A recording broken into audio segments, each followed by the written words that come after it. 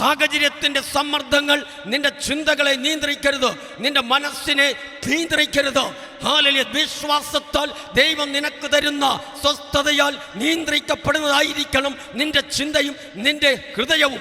നിന്റെ വിശ്വാസ ജീവിതത്തിനെതിരെ ശത്രുക്കൾ എഴുന്നേക്കും, പതറിപ്പോകരുത്. യെരൂശലേമിന്റെ ഇടിഞ്ഞു പൊളിഞ്ഞ മതിലിനെ പണിയുവാൻ നെഹമ്യാവ് എഴുന്നേറ്റപ്പോൾ സൻബല്ലത്ത്, തോബിയാവ്, അരാമ്യർ, അമോര്യർ, അസ്തോര്യർ എന്നീ 5 ശക്തികൾ എഴുന്നേറ്റു. എന്നാൽ ഇസ്രായേലിന്റെ ഭയങ്കരനും വലിയവനുമായ ദൈവത്തെ മുമ്പിൽ നിർത്തി നെഹമ്യാവ് മതിലിന്റെ പണി പൂർത്തീകരിച്ചു. അക്കരയ്ക്ക് പോകുവാൻ ശിഷ്യന്മാർ സഞ്ചരിച്ച പടകിന്റെ മേൽ സാത്താൻ കാറ്റഴിച്ചു വിട്ടു. എന്നാൽ കാറ്റിനെയും തിരമാലകളെയും അടക്കിയവനാണ് നമ്മുടെ ദൈവം.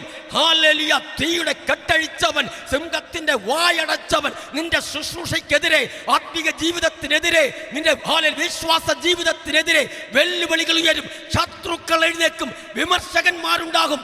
എന്നാൽ നിന്റെ ശുശ്രൂഷയിൽ നിന്നോ വിശ്വാസത്തിൽ നിന്നോ നീ പിന്തിരിയരുത്. നിനക്കെതിരെ വരുന്ന ഒരായുധവും ഫലിക്കയില്ല. ശത്രു ഒരു വഴിയായി വരും, 7 വഴിയായി ചിന്നിച്ചിതറിയിടും. ദൈവം നമ്മോട് കൂടെ. നിന്റെ വെളിപ്പാടുകളുമായി നീ മുമ്പോട്ട് പോകുക.